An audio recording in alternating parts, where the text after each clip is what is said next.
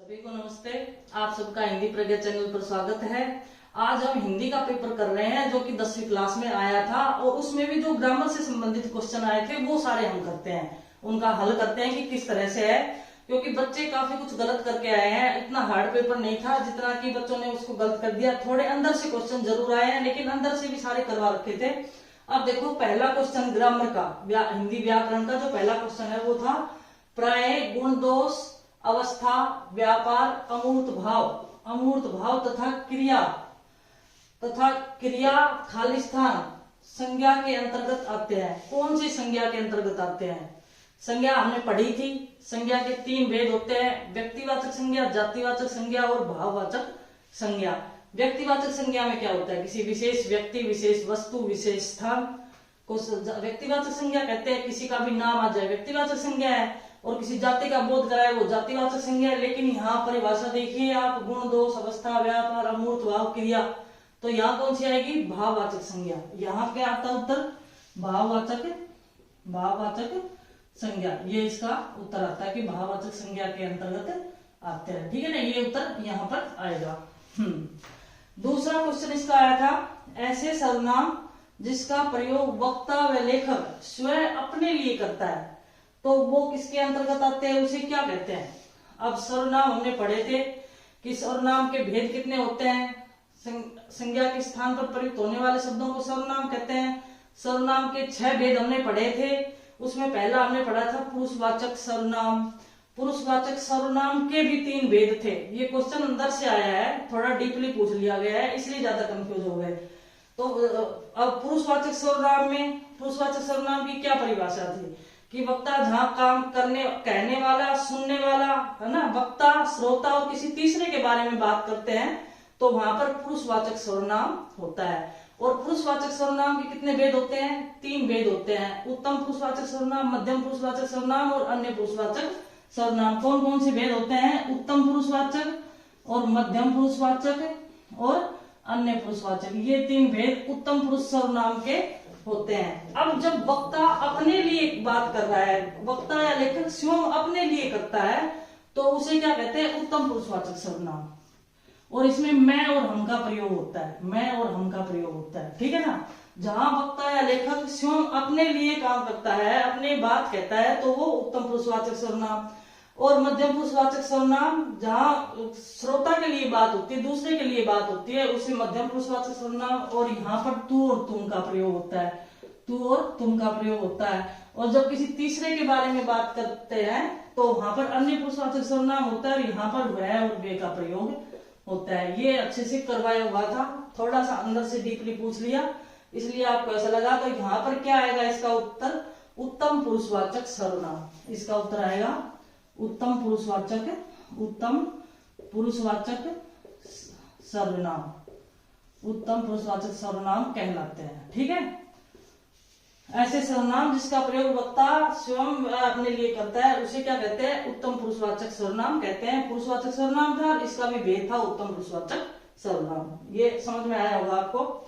तीसरा क्वेश्चन पूछा इसमें, जिस वाक्य में क्रिया का प्रभाव या फल केवल कर्ता पर ही पड़ता है उसे कौन सी क्रिया कहते हैं? हमने पढ़ा था कर्म के आधार पर क्रिया के 2 भेद होते हैं। हमने प्रयोग के आधार पर भी क्रिया के भेद पढ़े थे, कर्म के आधार पर भी क्रिया के भेद पढ़ रहे थे। तो बड़ा ही आसान क्वेश्चन आया ये तो, कि कर्म के आधार पर क्रिया के कितने भेद होते हैं? 2 भेद होते हैं, सकर्मक क्रिया और अकर्मक क्रिया। फिर जहां पर कर्ता, कर्म और क्रिया तीनों हो सकर्मक क्रिया, और जहां पर कर्ता और क्रिया हो अकर्मक क्रिया। केवल देखो, वाक्य में क्रिया का प्रभाव केवल कर्ता पर पड़ता है, जहां पर कर्ता पर पड़ता है प्रभाव उसे क्या कहते हैं? अकर्मक क्रिया कहते हैं। तो यहाँ उत्तर क्या आएगा? अकर्मक क्रिया। अकर्मक क्रिया यहाँ पर उत्तर आएगा। यहाँ पर उत्तम पुरुषवाचक सर्वनाम आएगा और यहाँ भाववाचक संज्ञा। इसमें और क्वेश्चन देखते हैं। चौथा क्वेश्चन इसमें आया था, परिमाणवाचक विशेषण के उपभेद है। परिमाणवाचक विशेषण हमने पढ़ा था, इसके उपभेद कितने हैं? 2 उपभेद है, निश्चित परिमाणवाचक और अनिश्चित परिमाणवाचक। तो इसमें क्या उत्तर आ जाएगा? 2 उपभेद है। कौन कौन से? निश्चित परिमाणवाचक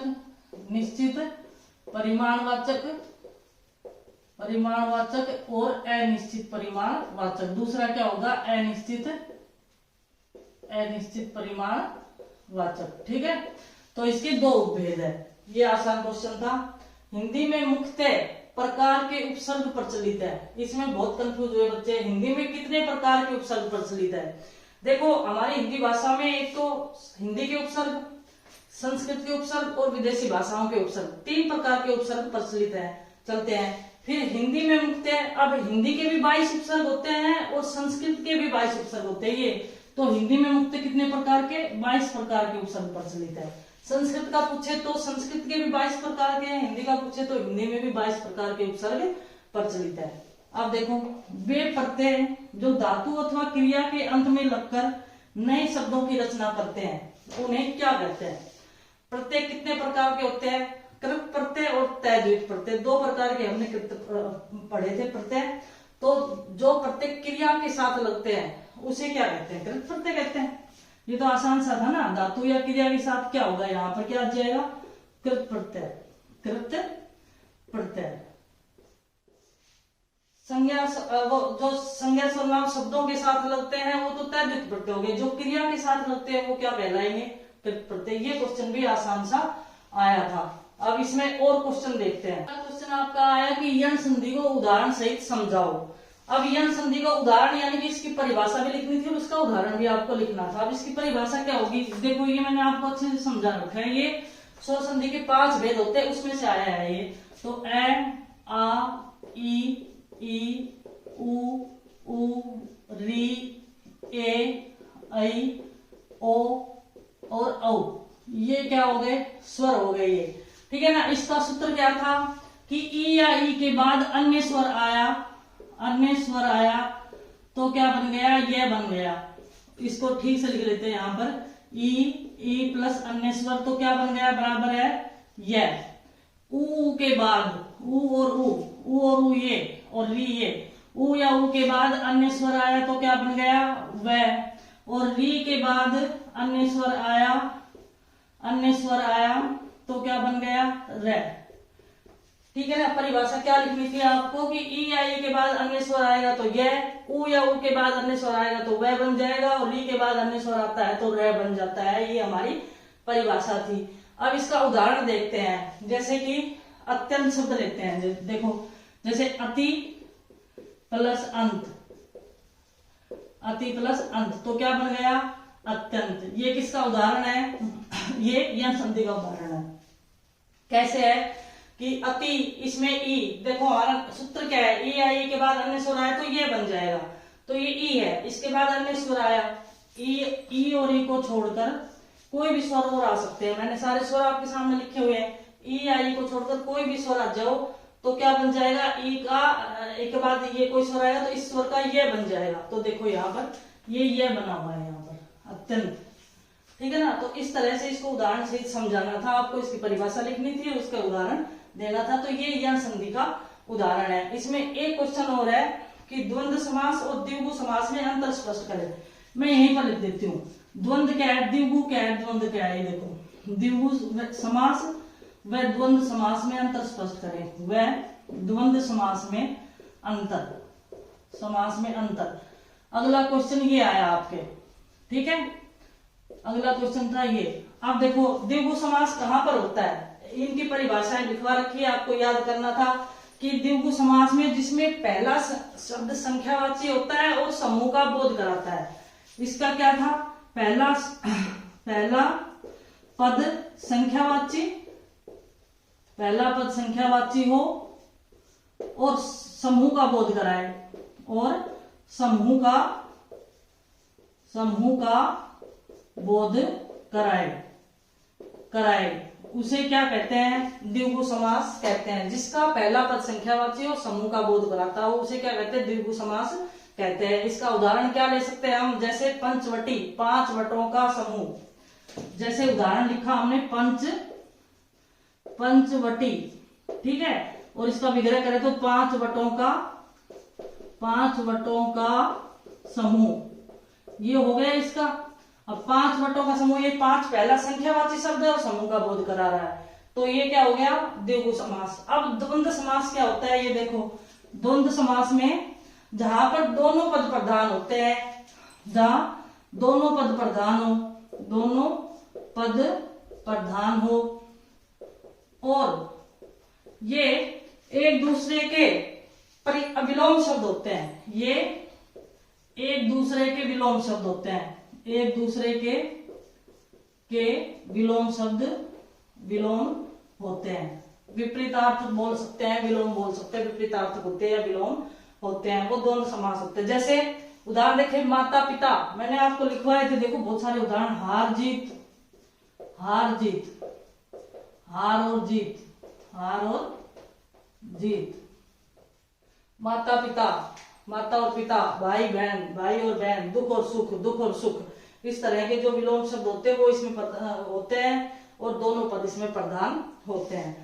तो ये द्वंद्व समास और द्विगु समास, इन दोनों में आपको परिभाषाएं लिखनी थी और इसके उदाहरण से इनको समझाना था, इसमें अंतर स्पष्ट करना था।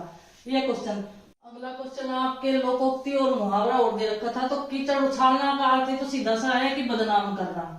कीचड़ उछालना का अर्थ क्या होगा? बदनाम करना। आपसी शत्रुता होने पर लोग एक दूसरे को बदनाम करने लग जाते हैं। आप कोई भी इसमें वाक्य का प्रयोग कर सकते थे। फिर एक साधे सब सदे, सब साधे सब जाए, ये रहीमदास जी का दोहा है, जिसकी एक लाइन इसमें दी गई है। तो इसमें रहीमदास जी ने ये कहा है कि एक काम ध्यान से करने पर सभी काम आसानी से हो जाते हैं। यानी कि किसी भी काम में आप ध्यान लगाकर करते हैं ना, तो अपने आप ही सारे काम हो जाते हैं। जैसे मूलई सींचे पेड़ को फूल फलत अघाए, यानी कि जिस प्रकार से पेड़ की जड़ को सींचते हैं तो उसमें फूल फल पत्तियां सभी क्या है की तरफ तो हो जाते हैं। सींचते जड़ है लेकिन सारा वृक्ष जो है हरा भरा हो जाता है। इसी प्रकार से जब एक काम को हम ध्यान लगाकर करते हैं तो हमारे सारे काम अच्छे होते चले जाते हैं। ये लोकोक्ति थी और ये मुहावरा था। इस प्रकार से आपके 10 क्वेश्चन थे जो हिंदी ग्रामर से संबंधित थे, तो ये हमने यहाँ पर देख लिए हैं। अब आप क्या है कि समझ में आपको अच्छी तरह से आ गए होंगे। आप अपना मिलान कर लेना पेपर का कि कितने नंबर आपके बन रहे हैं, यहाँ से कितने क्वेश्चन ग्रामर में से या कितने नंबर कट रहे हैं, ये आपको पता चल जाएगा। धन्यवाद सभी को।